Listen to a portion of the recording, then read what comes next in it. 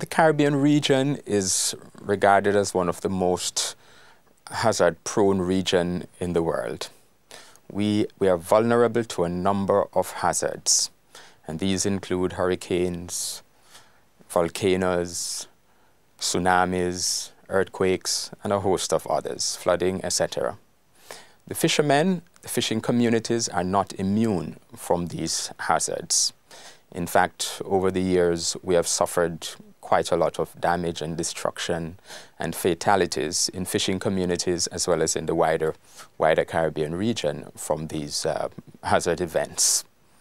So we're a very vulnerable region.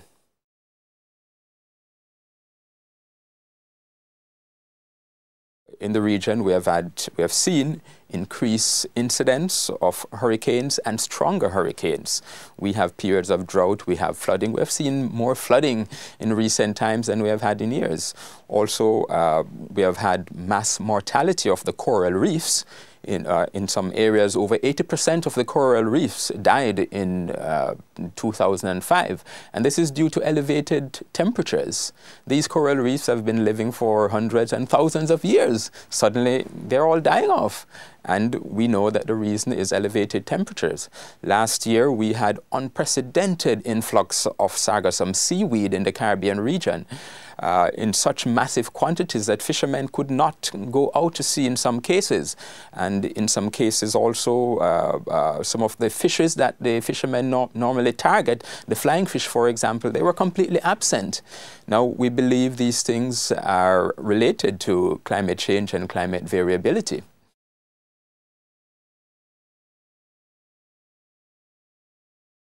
Now, I mentioned the natural disasters, but we also are vulnerable to man-made disasters. The Caribbean region is a major shipping region. We have heavy shipping traffic throughout the region.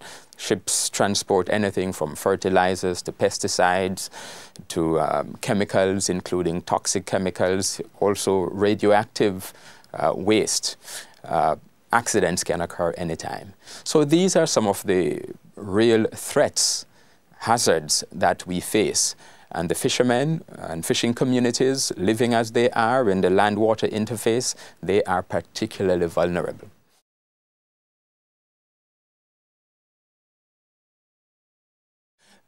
Disaster risk management and the hazards that we face as a result of climate change and climate variability now occupies a very prominent position in our economic planning and our policy making. And for that reason, our governments have established two key agencies to help to spearhead our response to climate change and disaster risk management. First of all, they established the Caribbean Community Climate Change Center, the 5 Cs we call it for short.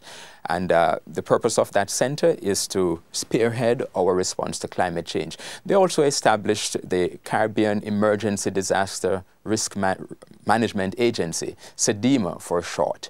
And this agency's responsibility is to coordinate and promote regional efforts to strengthen disaster risk management. And they have adopted a comprehensive disaster management strategy that looks at the entire disaster management cycle, starting with prevention, looking at preparedness, response, rehabilitation, as the case may be, so that we have a comprehensive approach. And our focus is to focus on prevention and preparedness, because we think this is where attention and effort should be directed at this time.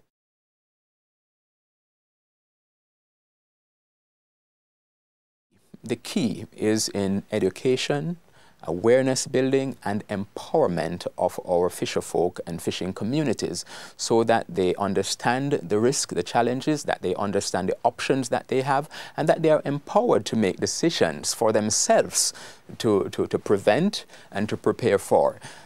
Government agencies, regional agencies cannot do what needs to be done. At the end of the day, you must focus on working with, mobilizing, and getting the fisherfolk and fishing communities to take the action that they think is necessary. Now, of course, there are a number of things that we need to do to ensure that this happens.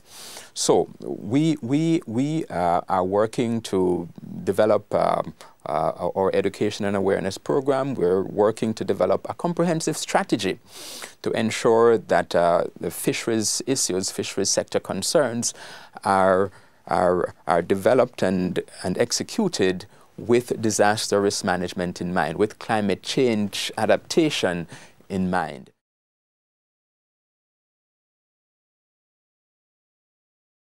First of all, let me commend FAO for elevating the issue of disaster risk management and climate change in their work program. FAO is now giving priority attention to this issue, and rightly so. One of the challenges we have in the region, in a sense, we know what we want to do, but we do not have the resources, the expertise, and the financial resources, the institutional resources. You know, we're all small island developing states with limited capacity, but we are able, but we need to respond quickly. And so the support that FAO is providing now is very welcomed, and that will help us get on our way.